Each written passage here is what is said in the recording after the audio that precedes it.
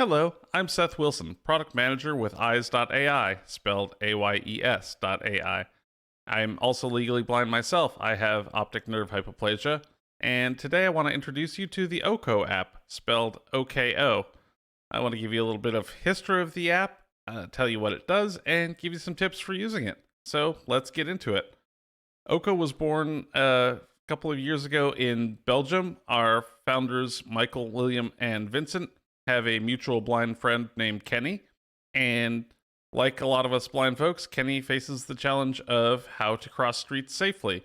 Audio pedestrian systems are awesome, but they're expensive for cities to install. They can take a long time to install, and they can break down even after they're in place. All our founders are awesome tech guys, and so with the background in artificial intelligence, they wanted to find a solution to help their friend. So the OKO app was born, and it translates existing pedestrian signals into feedback that us blind and visually impaired folks can use. It launched here in the States around 6 months ago, and since then we're proud to have helped with well over 200,000 street crossings, and we're happy to announce that we're growing. So exciting times for OKO. So what does OKO do? Well, it uses your iPhone's rear camera and artificial intelligence. This is iOS only for now. And using AI translates feedback from existing pedestrian signals. The red hand for don't walk, the little white walking figure for walk, and the countdown timer with a hand for the countdown. It translates those visual signals into various feedback that us blind VI folks can use.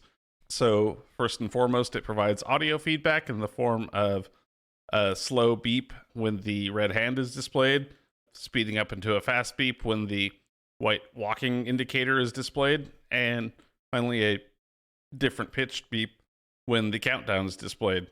In addition, it also provides haptic feedback. That is, your phone will vibrate to the same rhythm of those slow and fast beats. So this is useful not only for deafblind users, but also even for those of us with more or less decent hearing in heavy traffic environments. Obviously, there's a good deal of background noise, and hearing the app may be difficult. We do have audio settings for that, but if that's not enough, the haptics do help augment that feedback. And finally, for folks with some vision, the screen will also display red for when the hand is displayed and green for when the walk signal is displayed.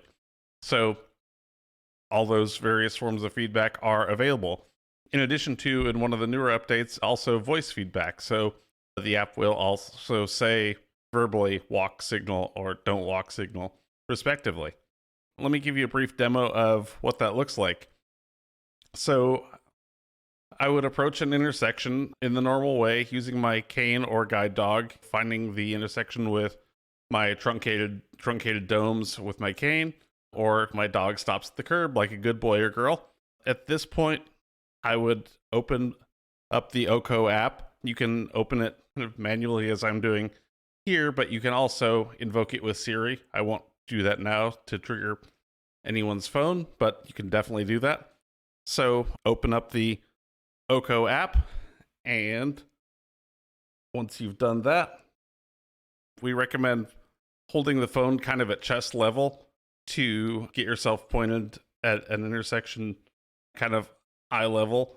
And let's say you're approaching an intersection and your parallel street is to your right.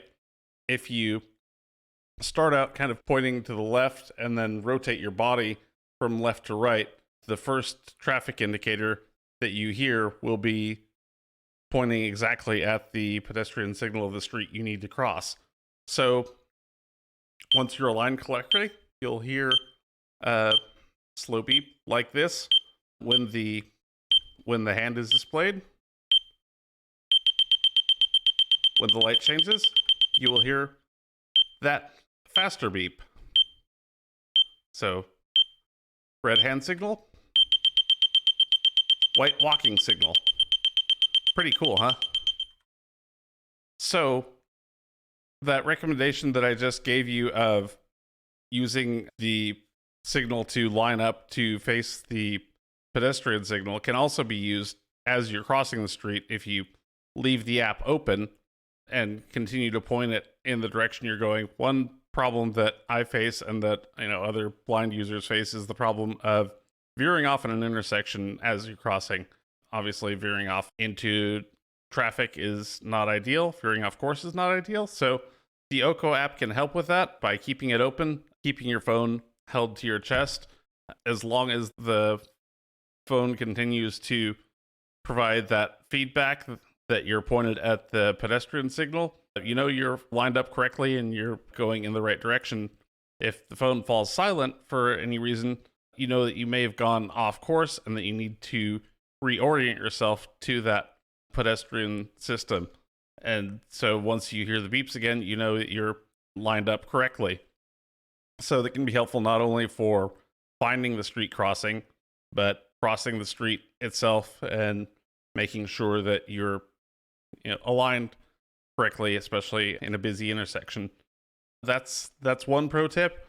So some tips for using OKO. Another pro tip is that, and also kind of a neat behind the scenes peek at the technology, is that the app does all the artificial intelligence processing on your iPhone.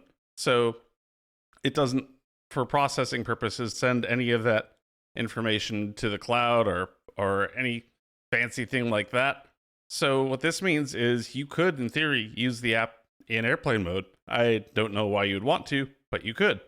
But the kind of real world practical side of that is I live in East Texas, and it's semi-rural out here. There's often not great cell phone signal, but that's not something you need to worry about with OKO. OKO will work even if you're not getting any cell service at all. So that just doesn't need to be a concern. Final tip I would give is that there are lanyards available that will hold your iPhone. We don't recommend any specific one, but as a blind VI pedestrians, we're already short a hand, right? Either through using a cane or through a guide dog harness. So holding a phone in addition to our mobility aids can be onerous. And so there are lanyards that will hold your phone at our recommended chest level and will free up a hand, so that you can look for those online at Amazon or elsewhere. And this is a good moment to mention that OKO is not meant to be a replacement for your O&M skills. That your cane, your guide dog, all the skills that you've worked hard to learn over the years, those are still your primary tools in your travel toolbox. OKO is just another really powerful companion tool in your journey, and we're very proud to provide that tool and service. So it is free on the App Store. Again, it's spelled OKO. We would love it if you enjoy using the app, if you would leave us a review on the App Store. It really helps spread the word to more blind folks and get the app in more people's pockets and hands. Also, there is a way to leave feedback in the app if a crossing, for whatever reason, doesn't go as expected. So please feel free to use that as well. I'm also available. My email address is seth.wilson@eyes.ai, and I would love to hear from you. I love talking about this stuff, geeking out about not just the OKO app, but blind pedestrian travel in general. This stuff is really exciting to me. So get a hold of me. I would love to talk to you about it, talk about this all day, but I will not take any more of your time. I sure appreciate you watching this video, and I hope you have a wonderful day. Thanks so much.